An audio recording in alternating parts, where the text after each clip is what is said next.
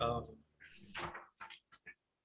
of course, with the rising awareness of critical sustainability issues such as climate change, diversity in its various forms, access to affordable healthcare, amongst other issues, we're increasingly becoming aware that we, individuals and companies alike, uh, all have a role to play, a critical role to play in creating a sustainable future. And this is why Nigerian Exchange Limited, NGX, created the Facts Behind the Sustainability Report platform to enable listed companies address critical capital market stakeholders with in-depth analysis of their sustainability initiatives, as well as spotlight their approach to stakeholder engagement, materiality, standardization, and general disclosures of their approach to adopting environmental, social, and governance disclosures. Today, we'll be hearing from Lafarge Africa PLC on how the company has contributed to sustainable development through its business operations and across its supply chain. My name is Oruto Bionoji, and I work with Nigerian Exchange Limited, NGX, and I'll be your moderator for today's session. Before I present the overview of the agenda for the session, I would like to cover a few housekeeping rules. For our speakers, please remember to keep your microphones muted throughout the session, except if you're invited to make a contribution. For our attendees, we invite your active participation throughout the session, of course, via the chat box on the screen. If you have any questions at any point, kindly type it in the Q&A box, and our team will do their best to answer the questions or address them during the appropriate Q&A session towards the end of this program. Today's session promises to be a truly insightful one. The welcome address will be delivered by Mr. Temi Kupola, CFA, Chief Executive Officer, NGX, and after which we'll hear we'll hear from the Chairman of the Board of Directors, Lafarge Africa PLC, Mr. Adebode Adefioye. We'll hear his remarks, after which Mrs. Adenike Ogunlesi, a member of the Board of Lafarge Africa PLC, will share insights on the role of governance in the company's approach to sustainability. After Mrs. Ogunlesi's presentation, we will hear from Mr. Khalid Eldokani, Country CEO of Lafarge Africa PLC. And then we will hear from Mrs. Folashade Ambrose Mebeden, Communications, Public Affairs and Sustainable Development Director, who will deliver the presentation on the facts behind the sustainability report from Lafarge Africa PLC. We will then transition to address your questions in a Q&A session. Please remember to share any questions you might have from the presentation via the Q&A box. Thank you once again for joining us in today's session. I will now yield to Mr. Kupola, Mr. Temi Kupola, CFA, for his opening remarks. Mr. Kupola, the floor is yours. Toby, thank you very much. And I want to just say good afternoon, good morning, and good evening, as you said, to everybody who's joined us today.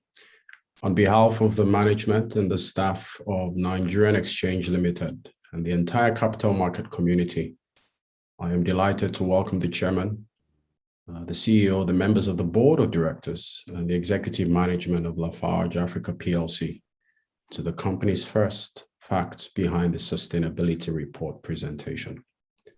With today's presentation, Lafarge Africa becomes one of the few leading listed companies who have demonstrated their commitment to adopting sustainable business practices and transparency in their approach to environmental, social, and governance disclosure by leveraging the Facts Behind the Sustainability Report platform of the exchange to update capital market stakeholders on their performance on key non-financial parameters.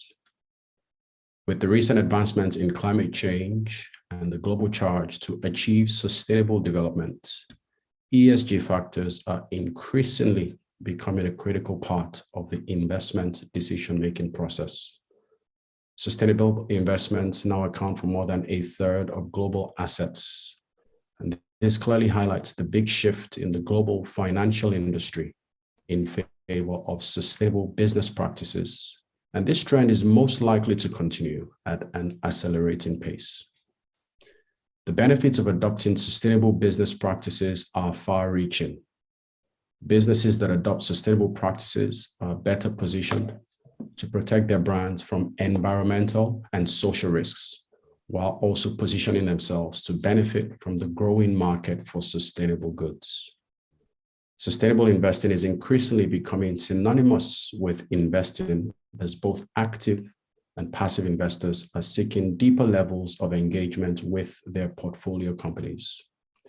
This presents a significant benefit for companies who have adopted sustainable business practices and are transparent with their performance on ESG factors through their sustainability reports. And this is why it gives me a great joy to have our listed companies leverage this platform to showcase their performance on sustainability, as this ultimately translates to increased investor participation for our listed companies across the exchange. For us at NGX, we remain fully committed to fostering the growth of sustainability reporting in line with the recommendations of the Sustainable Stock Exchanges Initiative. And this is evident in the release of the Sustainability Disclosure Guidelines in March 2019. Promoting sustainability reporting is at the core of our approach to sustainability. In addition to the Sustainability Disclosure Guidelines and the facts behind the Sustainability Report series, we also leverage our ongoing collaboration with the Global Reporting Initiative to promote the practice of sustainability reporting in line with global best practices. I applaud Lafarge Africa's commitment to this cause with a timely and consistent release of their sustainability reports. More so, the decision to present the report to capital market stakeholders via this platform. I commend the board and the executive management of Lafarge Africa PLC for demonstrating its leadership in advancing sustainability in the industrial goods sector, and Mr. Khalid El Dokani, the CEO, for prioritizing sustainability since the onset of his leadership as country chief executive officer of Lafarge Africa PLC. I also thank everyone who has joined us online today, and I encourage you to please participate fully during the interactive session. Ladies and gentlemen, I will now call on Mr. Adebode Adefioye, the chairman of the board of directors of Lafarge Africa PLC, to deliver his remarks. Mr. Adefioye. Thank you very much, Mr. Pupola. Good afternoon, distinguished stakeholders present here today. It is my honor to have you join us at today's Facts Behind the Sustainability Report. At Lafarge Africa, our commitment towards building a more sustainable Nigeria and creating a safer planet remains at the forefront of our business and sustainability agenda. As premium board members of the Nigerian Exchange Group, we understand our responsibilities to corporate governance and sustainability in its entirety. Through partnership and advocacy, we are driving this agenda doggedly. Deploying innovation, we are also championing how Nigeria builds better. It is holistic and strategically driven to ensure that we are scaling reach and impact in the economic and environmental spheres. In the social sphere, we're also deliberately implementing initiatives that further prepare us for the future, such as leveraging technology and improving our diversity indicators. For the second time, Lafarge Africa has been recognized as an organization committed to gender diversity and inclusion by the Professional Women Roundtable and the Nigerian Exchange Group. It is also worthy of mention that Lafarge Africa is one of the signatories to the Nigeria 2 Equal program implemented by the International Finance Corporation and the Exchange Group. These and many more attest to how we are creating shared value within the Nigerian society. I am happy about the giant strides we are making. I'm equally proud that Lafarge Africa is becoming the model and leading on several sustainability fronts.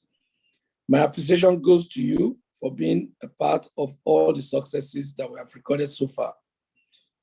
We have a full grasp and understanding of all the areas that require improvement, and we are not resting on our oars. This is my commitment and assurance to all our stakeholders that the board and management of Lafarge Africa will continue to build a world that is greener, smarter, and a world that works for all. I would also like to specially thank our hosts this afternoon for being an exchange that truly walks the talk. Thank you, distinguished guests, for joining us. Thank you. Thank you, Mr. Adefuye, for your wonderful remarks. I will now call on Mrs. Adenike Ogunlesi to make her remarks on the role of governance at Lafarge for sustainability. Over to you, Mrs. Ogunlesi. Thank you very much. Good afternoon, distinguished board chair, Prince Adefuye, our country CEO Khalid, and of course the executive chair officer of the NSG, Temitope Popola, all the teams of LAP and NSG.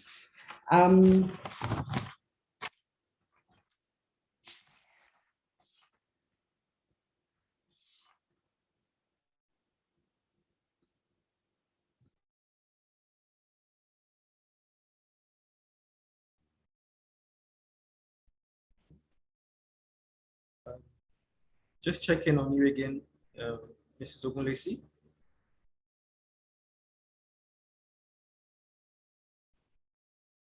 Can I, in the interest of time, call on Mr. Khalid El-Lokani to make his remarks, and then we'll come back to Mrs. Ogunlesi.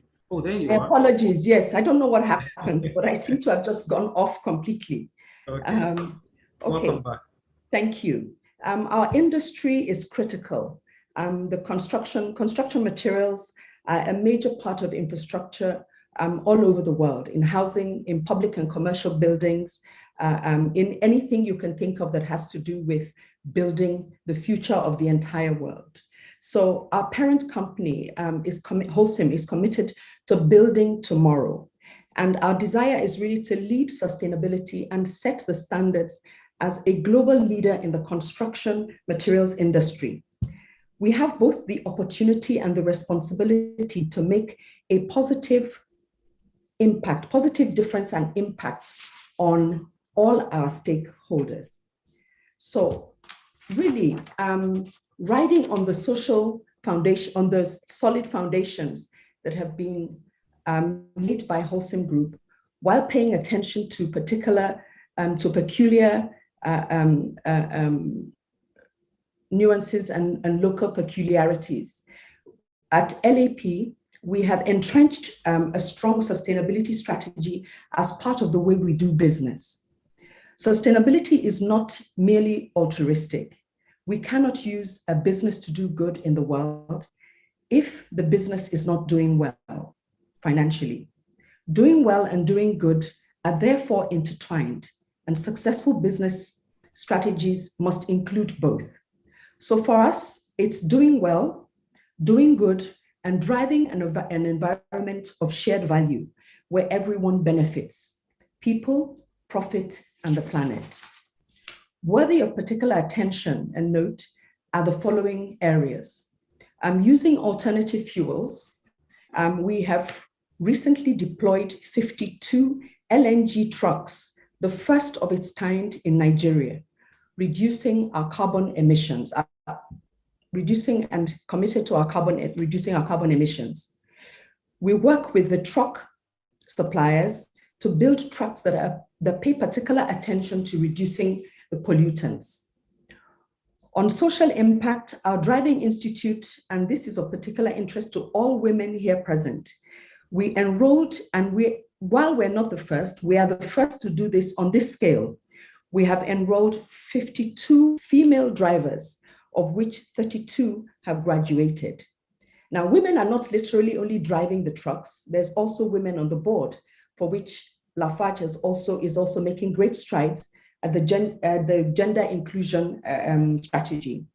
Our commitment to reducing the dust emissions and ensuring the health and safety of our staff and our communities saw us shut down one of our kilns at Ewekoro to replace and build a new filter bag house.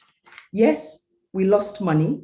It had financial implications, but again, it shows our commitment to is greater to the health and safety of our communities and our people. COVID-19 disrupted the whole world, and we engaged our communities and built COVID centers that treated and tested people. Our road safety, our driving institute is also committed to reducing road safety fatalities. So our driving school trains, audits our transporters, so that we reduce lost time and incidents of accidents and deaths on the road, and we ensure the road is safe for all. Our HSE policies are amongst the strongest, second to the oil and gas industry, and we remain committed to this. For our suppliers, we are fanatical about randomly auditing and ensuring human rights are upheld and that there are no incidents of child labor. For our host communities and suppliers, we offer a lot of basic training to help them build wealth within their communities. At this point, it is important to note that sustainability is not a wish. It is a must for businesses in the 21st century. And so at Lafarge, we are committed, all the stakeholders are committed to ensuring that we are operating to the highest possible standards, both locally and globally. So I would like to thank the entire leadership of Holcim and Lafarge Africa PLC, the board chair, the CEO, and the very committed and passionate employees, customers, suppliers, and host communities who all continue to make our vision of doing well, doing good by creating a shared value for all, people, profits, and planets. And thank you to the NSG for driving this. Thank you for having me. Thank you very much. Thank you very much, Mrs. Ogunlesi. We're happy to have you at the NGX. Thank you for your wonderful remarks, very detailed. I feel like we've gone straight into the facts behind the sustainability report presentation already. But I will invite Mr. Khalid El-Dokani to make his remarks. Welcome, Mr. Khalid, Country CEO, Lafarge Africa PLC.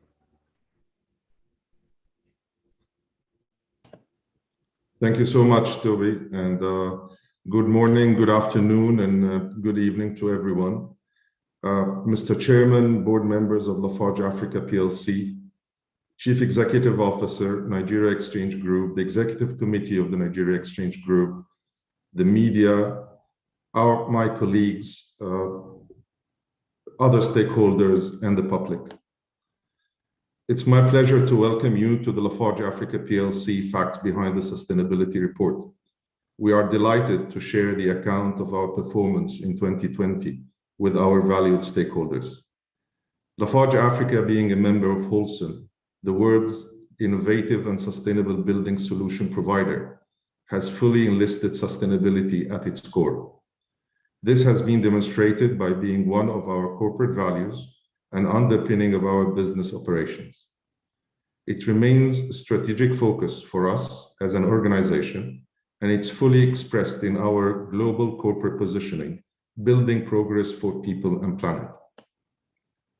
The year 2020 was indeed an unprecedented year for organizations globally. As a business, it puts to test the strength of our business, resilience, and the effectiveness of our strategies. Accordingly, we activated our business continuity plan and stayed focused on our sustainability targets. The four sustainability pillars, climate and energy, circular economy, environment, and community, remains at the core of Lafarge Africa efforts.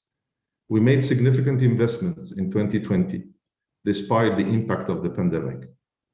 Some of these included the upgrade of equipment in our Evekoro Line 1 plant from an ESP to a more modern and effective system.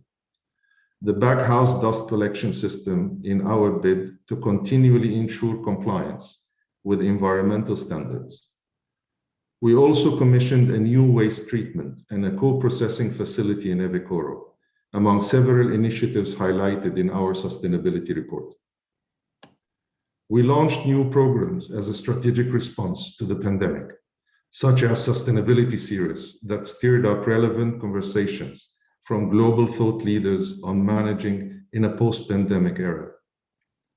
To complement government's effort in the fight against COVID-19, a 500 million naira fund was deployed on several social impact interventions to support and mitigate the impact of the pandemic in our host communities and beyond. To strengthen our risk management frameworks, we commissioned human rights impact assessment across the entire operations, giving us a 360-degree view on our impact from a stakeholder's perspective. We are making investments in research and development and deploying innovations as strategic initiatives to strengthen our commitments. Accordingly, we are measuring the returns on sustainability investment as the highlights of our sustainability performance would reflect during the presentation. We are committed to go ahead with the causes as we maintain open channels of communication with our various public stakeholders. I would like to appreciate the chairman of our board and other board members, the executive committee at Lafarge Africa, the employees and our partners for their unreserved commitment and support towards achieving our sustainability goals. I would like also to thank the Nigeria Exchange Group for championing sustainability and creating a platform such as this. I'm delighted about the numerous opportunities that we can leverage and reiterate our commitment to building progress for people and planet. Join me as we progress on a successful engagement and have a great afternoon. Thank you so much. Thank you very much, Mr. Khalid. Country Chief Executive Officer, Lafarge Africa PLC. Thank you very much for your wonderful remarks. Now we will go right into the facts behind the sustainability report presentation that will be presented to us by Ms. Folashade and Ms. Medeben, Communications, Public Affairs, and Sustainable Development Director at Lafarge Africa PLC. Over to you, Ms. Folashade. Thank you very much. And good afternoon all. I stand on full existing protocol. This presentation provides an account of Lafarge Africa's sustainability stewardship in 2020, focusing on three major themes: sustainability at Lafarge Africa, the frameworks and principles, performance highlights, and the future outlook. Our sustainability initiatives are driven around the four pillars of its strategy: climate and energy, circular economy, environment, and community. This further defines our commitment to environment, social, and governance, ESG, as well as how Lafarge Africa is building progress for people and planet. This presentation also provides the details of the framework deployed in the reporting process and the principles that define and guide the sustainability initiatives. It also further highlights the key initiatives that were implemented and our approach to M&E. So our approach is really is to entrench sustainability as a strategic value driver, strengthening our commitment to building for growth. We continue to adhere to the highest standards in terms of managing our day-to-day operations, ensuring compliance with local regulations and international best practice. And when I'm talking about local, I'll allude to that later on, and also about providing policies and directives that support effective governance. Our sustainability initiatives are aligned with the 10 principles of the UN Global Compact, the 17 Sustainable Development Goals, and the Organization for Cooperation and Development. And specifically, our focus is on human rights. We consider sustainability performance as a critical business success factor. And accordingly, we're tracking our performance from both the local, regulatory, and international best practices. From a local lens, we're talking, for instance, about the Nigerian Mining Act and NESRA, to mention just a few. And that manifests in a number of ways, starting with the rigorous data capturing process. And that's fully embedded in all our operations on a daily basis and is also fully compliant with local requirements. We have also adopted the GRI reporting standards. That's the Global Reporting Initiative, in addition to the ISAE 3000. And that is the international standard on assurance engagements, which is an assurance reporting standard as well. Our materiality matrix serves as a constant reminder of the most relevant priorities to all our stakeholders. And as we all know, with 2020 being an unprecedented year globally, further compounded, as we all know, by the lockdown and restrictions, we conducted a materiality assessment nevertheless, to help us understand the impact of the pandemic on the global and local operating environment, and the impact on the pandemic as well. This is also about helping us to ensure that we understand the dynamics to help strengthen our enterprise risk management frameworks as well. Accordingly, we share the highlights of our performance for 2020.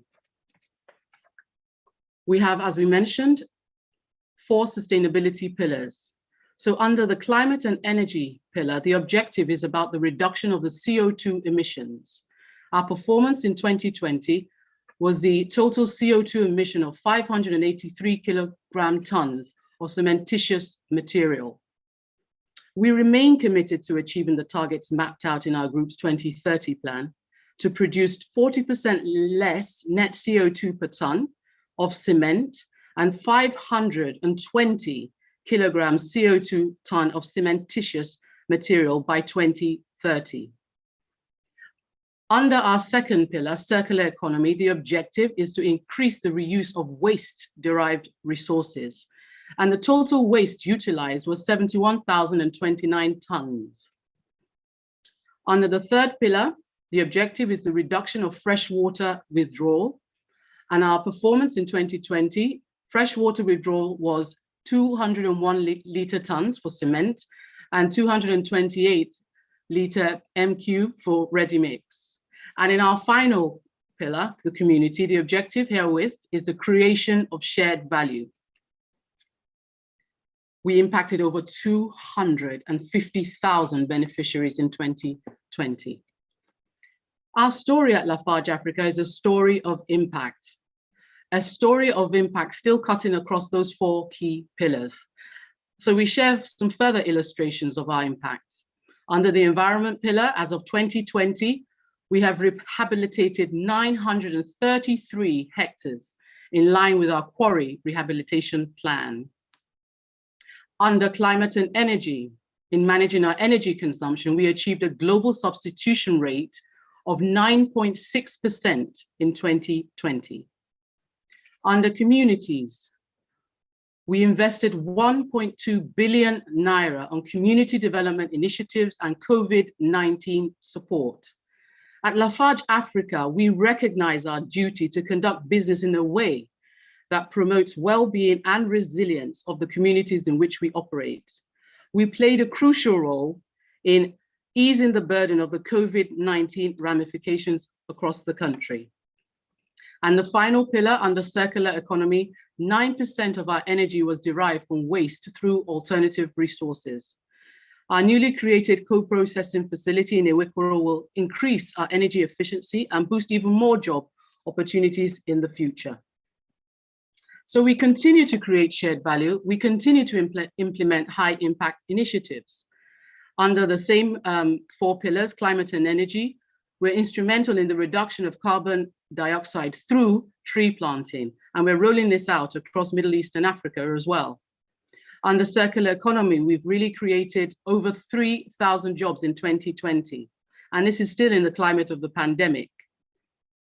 We're also very focused on driving strategic alliances, crucial ones at that, one being the Food and Beverage Recycling Alliance. And herewith, an outcome and a benefit has been in the reduction of the overall number of plastics that end up in drainages, dump sites, and rivers across the country. Under the environment pillar, we planted 7,000 seedlings, and we're proud to state that we have 100% rehabilitation target achieved in the same year.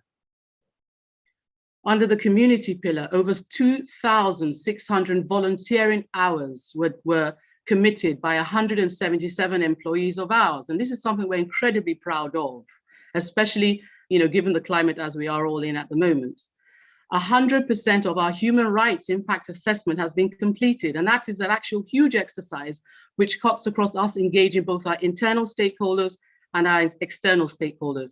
And thereafter, we take all those insights and make sure that we turn it into an action plan to further enhance and ensure that we are a fully compliant organization from a human rights standpoint as well. We take delight in the giant strides that we're making, and we will continue to deploy the following levers to drive sustainable, indelible impact. From an innovation standpoint, we're in the throes of introducing 3D printing in manufacturing. And we're also very focused on manufacturing eco-friendly products. In fact, we're actually the most carbon efficient cement company in the sector. Under technology, digitalization of processes, target setting, and leveraging of opportunities in artificial intelligence is our focus. Strategic partnerships, I alluded to earlier. It's about driving credible partnerships that deliver scalable value in social and economic spheres. Policy advocacy, we have the forthcoming COP22 coming. We're going to play an instrumental role there. Policies, the Basel Convention, for instance, is trying to drive for an adoption of the common adoption of the R15 waste treatment method. And this is really about a common adoption of waste treatment methods.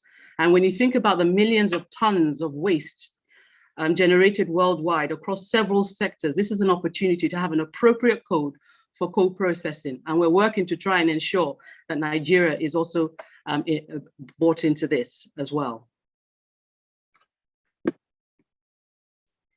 And finally, impact and monitoring. It's about strengthening the frameworks. It's about ensuring that the needs assessment, the impact assessment are done in a very, very compliant and robust manner. So to conclude, we are inspired to consistently demonstrate creating positive impact by creating a world that is greener, smarter, and works for all. We understand our responsibilities as we build back better. Some of the ways we're doing this is the net zero pledge and setting new targets, keeping the decade of action in view. Accordingly, we're leaning on international best practice and vast collective corporate experience. We remain fully committed to building for people and planet. We stood tall through the tides in 2020, better positioning ourselves for greater value creation in 2021. We invite you all to visit our website in order to review our fully disclosed sustainability report for 2020. I'd like to thank you all for your time. Thank you.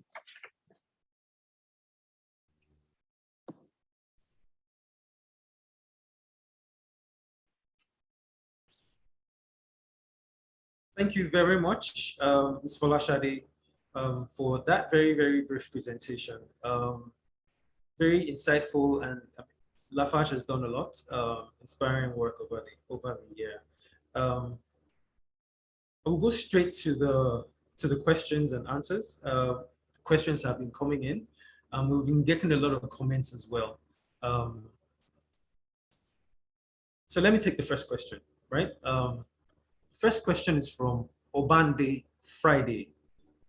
He says, or she says, how does Lafarge Africa ensure that its suppliers and other partners keep to the sustainability, the standards of sustainability that it has committed to?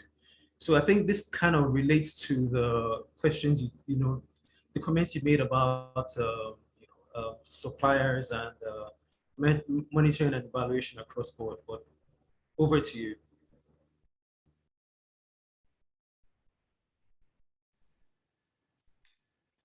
Well, I can take this one. Well, sustainability, as we said in the beginning and the introduction, and as Fola really elaborated it very well, and I really thank her very much for all the good job she's fantastically doing and the presentation today. The point of sustainability is in Wholesome concept and in Lafarge Africa concept. is very, very close to the concept of health and safety. So we don't consider health and safety as a separate pillar. We consider it sustainability, health and safety embedded in each and everything we do. So when we talk about sustainability, it goes even beyond what Lafarge Africa is doing as an organization, but also we make sure that dealing with our suppliers, with our contractors, when we sign long-term and contracts with third-party contractors or execution companies that comes to our site, sustainability is one of the key pillars that we investigate and check for our stakeholders, whether they are suppliers, some of our customers as well, when we go to big projects. So we do really check on sustainability. We really do check that our suppliers are not hiring child laborers. We make sure that our suppliers does not misuse. We make sure that our suppliers pay their taxes. And we investigate their tax reports as well to make sure that all the suppliers we are dealing with, all the customers we are dealing with, are in full compliance. And for us, this is the overarching concept that when we talk about sustainability, it's the 4 key pillars is what we really invest heavily on. But it's not only these 4 key pillars, but it's more spread than that. We ensure that our relations with our stakeholders carries a significant element of sustainability as well. Great. Thank you very much. So what I would do is I would take the next question on the back of that. So I've got a question here from an anonymous attendee who has asked, what are Lafarge Africa's most important sustainability targets in the next 2 years on the global and in Nigeria? So, I mean, if you've just talked about the 4 pillars, I suppose perhaps 2 most important sustainability targets across, the 4 pillars. What would they be? Over to you. Well, I mean, the most important actually is the 4 collectively. And if you look at the 4 pillars, they are not really disengaged from each other. There is an overlap, there is a synergy, there is an invested interest in developing the 4 pillars collectively. When we talk about environment, it's about talking about climate, it's talking about the development that we do to our stakeholders and so on and so forth. So when we look at the 4 pillars, I personally, with the ExCom and the board, we consider them one big objective, split it into 4 different pillars where we can attract more attention and where we can put focus groups to address each and every pillar. But collectively, for us, they are the most important thing. What I would really very much stress on, that we have a very key important pillar in our organization, parallel to these 4 key pillars, which is education. We are putting a lot of effort, a lot of sincere resources behind education development. We support young girls, we support schools, we do funding for people from school to university. We make sure that we have 3 different training centers in our 3 plants in Ashaka, Evikoro, and Calabar. We graduate engineers and technicians on yearly basis. Some of them runs on 3 years programs, some of them runs on 9 months programs. But I would really add to these 4 pillars, and here because we have a lot of stakeholders around the table, education, raising a strong, well-educated generation is one of our key focus interest points in Lafarge Africa PLC as well. Okay, thank you very much. I hope to our audience that addresses your question. I will take 2 questions because they are very related to each other. So the first question I will take is from Kehinde Awuyeye. He or she has asked, is having to adhere to the strict environmental standards a competitive disadvantage? And then the next question comes, okay, it's actually from the same person. It's really about, both questions are about, environmental and climate change related questions. Actually, the second question is from Ajibola Sofade. So he has asked, or she has asked, how are you managing the environmental hazards and climate change, global warming, and the depletion of cloud layers? Would you like me to take both questions again, or you're good to go? No, we're fine, and I think it was very clear in our chairman of the board word and Ms. Ugurusi as well, and it's very much embedded in the report. It's we invested last year and this year in replacement some of the equipments that really help improving the environmental impact. CO2 reduction is one of our key pillars to save environment and climate. The plantation and the greenery initiatives for CO2 absorption and creating more oxygen in the stakeholders. So we have so many initiatives. And I think there was one question about the cost or competition. I'm not sure at the beginning, maybe. But again, when we talk about sustainability, and I will say it again, it's like health and safety. It's like protecting the lives of the people. It's something that we take on board very seriously, and we are willing to invest, and we have been investing in that. And we don't give really compromisation on these elements, because it's not a P&L impact, it's more of a value. And it's the branding of the organization and the positioning of the organization in front of our shareholders, our stakeholders, and the country where we are operating. So it's a value to us that we don't quantify it with money. We really do what we need to do. What you do. Okay. Let me take this next question, because it's quite on the back of that in terms of the environmental, what we just spoke of on environmental aspects of sustainability. And this is also focused on climate-related activities. An anonymous attendee has asked, what is your net zero strategy at Lafarge Africa? Well, we are working very hard on that. The net zero strategy requires massive investment, especially on the technology itself. And this technology, now we've started introducing it in some countries in Europe by Wholesome, and we are learning from that. However, in Nigeria, what we are doing is a gradual reduction in our CO2 emission.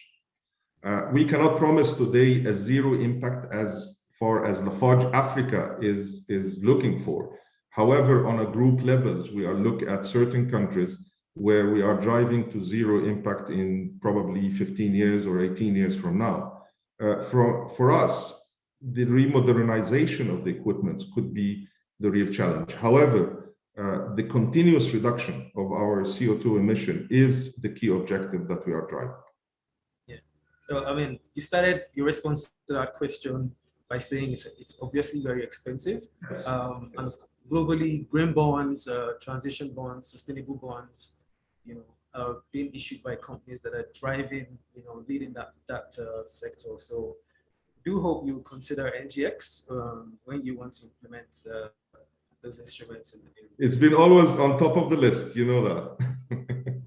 Okay, so we're running out of time. We have about 4 minutes left for this Q&A session, but we'll take a few more questions. I had a question around technology. So we have Otto Abasi. I'm going to do my best to pronounce this name, but it's Otto Abasi Ekong. He said, well done to Lafarge Africa on its bullish sustainable development plan. I think this question was directed specifically at Folashade, but happy if you can take it as well.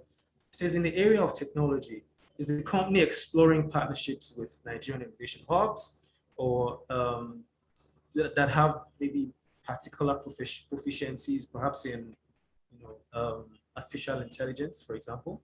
Is that something you're looking to? We are very open for that. We are very open. We have not started yet, but we are very open to explore the different options towards delivering our objective in CO2 emission reduction and help improving more and more on the climate. Okay. Joseph Olutayo has asked a specific question around your operations in Iweko. So I'll just read out the question. In the area of environmental sustainability, he says, I understand that the community in which Lafarge Africa operates are still experiencing some kind of dust. And I know Folashade had mentioned some initiatives that Lafarge had implemented to address that. But he says, as explained in this presentation, which other efforts is the company implementing to eradicate this, and also possibly engage community dwellers in some kind of community support? Well, I mean, the dust in general is a continuous improvement. We always have the chance, as Madame Abulesi mentioned, we took the decision voluntarily to stop the kiln, one of the operational production lines, for over 7 months in Evekoro, which is line 1, to make this huge investment and replacement of the equipment. So the line has just started back a week ago. It's in the fine-tuning part. And we promised the stakeholders of Evekoro that over the coming 1 or 2 months, they will feel a significant improvement in the level of the dust and emissions they have been witnessing earlier than that. Okay, thank you very much. So, I mean, sustainability comes, there's a risk aspect of it, you know, addressing the risks, and of course there are the opportunities as well.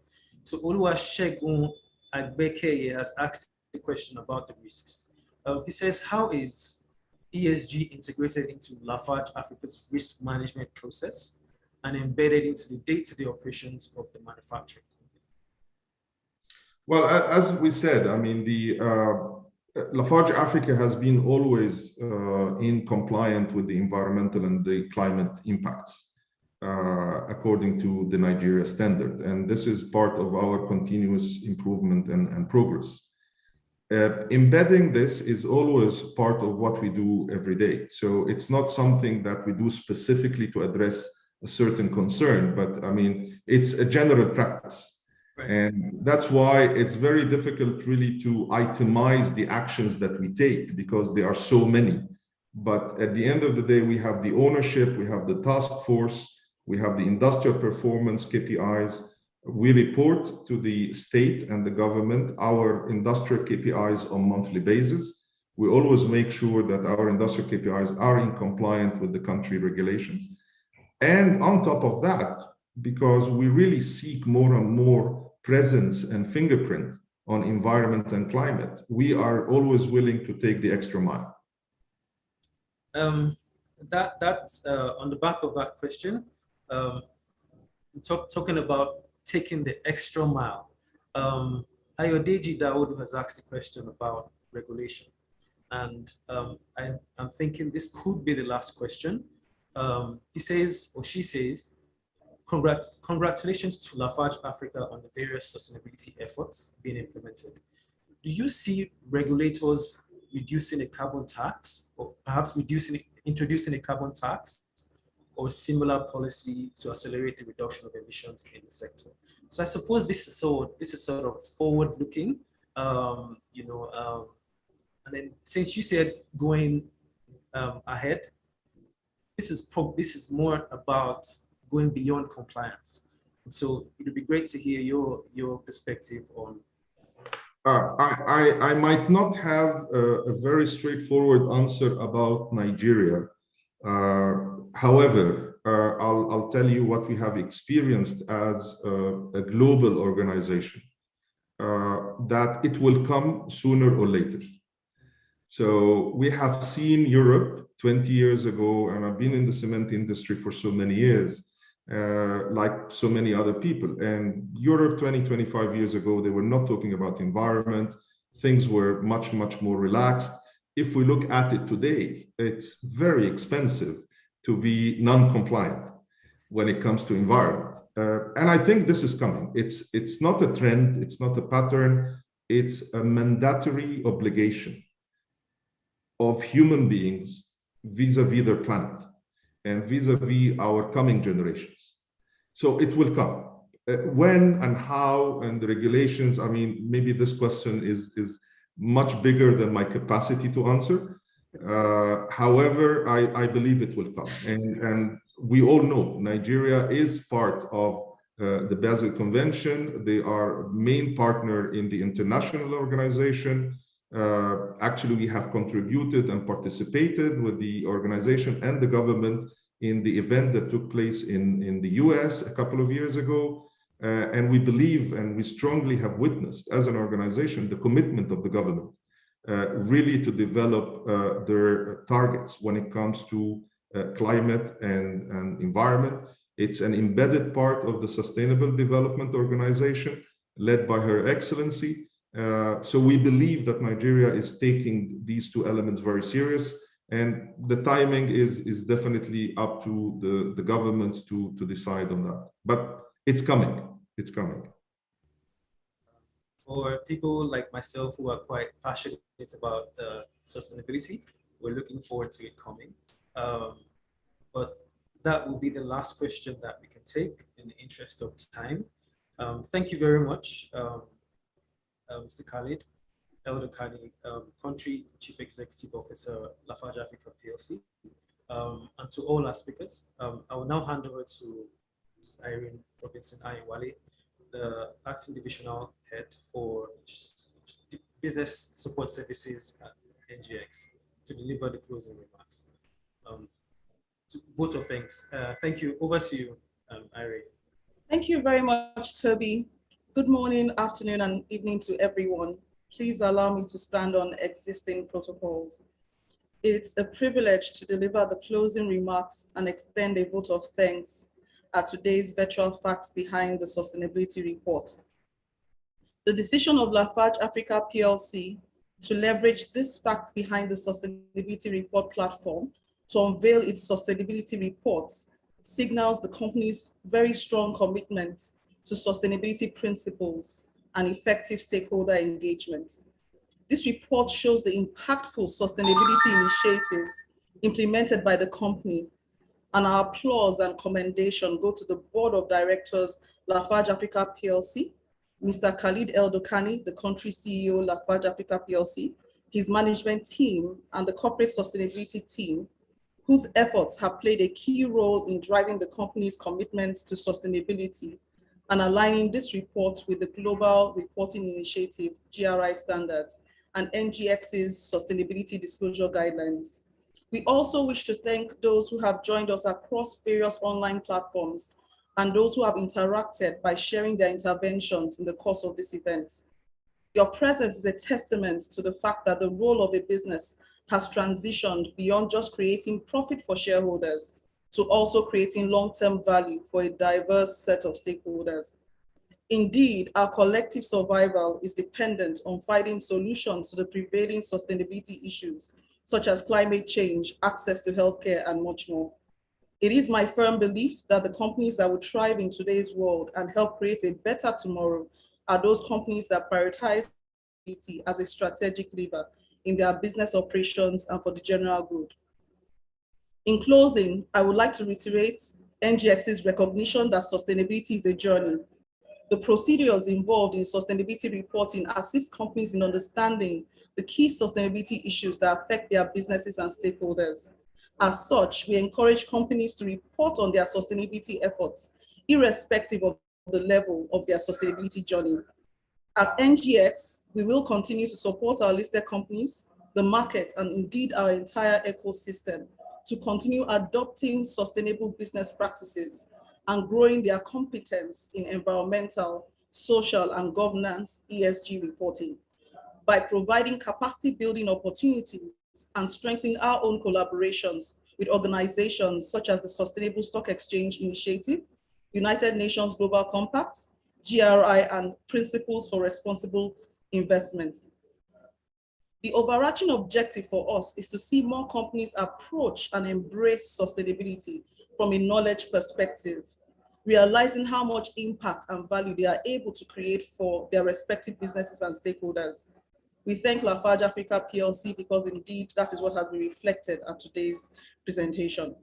We look forward to more listed companies holding their facts behind the sustainability reports and hosting many more sessions to promote the growth of ESG reporting across the NGX ecosystem. Thank you all for listening. I now call on Mr. Temi Popola, CFA, CEO of NGX, to chair the closing gong ceremony. Temi, over to you. Irene, thank you very much for those remarks. And indeed, let me thank everyone who has said something or the other during this presentation. I note that we have about 90 seconds to the close of the market, which I will be inviting the CEO to do. But I think for a minute, let me address very quickly a few questions we couldn't get to, really that border around what is in it for investors? Why should investors or shareholders in a company like Lafarge care about sustainability?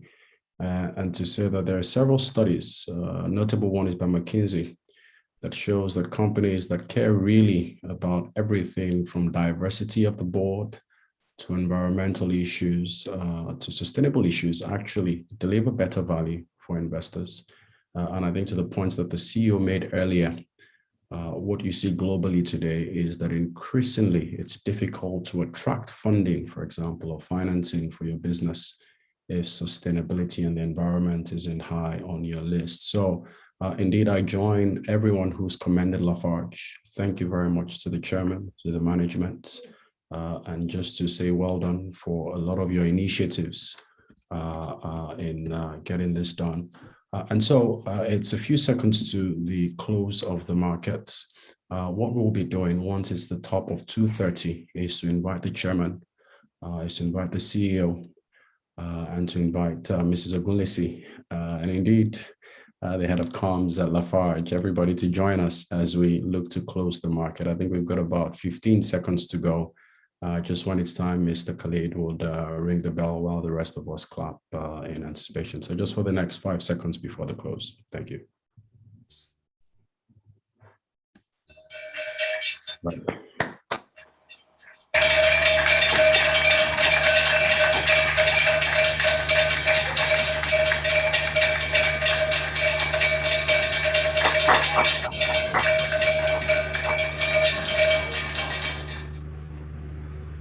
Thank you, everybody. And that sound is the sound you would hear if we were physically at the floor of the exchange. We are grateful for technology that allows us the opportunity to still do this. So with that, we bring this to a close. Again, I'd like to thank the chairman of the board members, the CEO, and indeed executive management of Lafarge. Keep up the good work. And to everybody who's joined us, we are grateful for your time. And we look forward to more opportunities to interact. Have a great rest of the day. Thank you very much. Thank you very much. Thank you very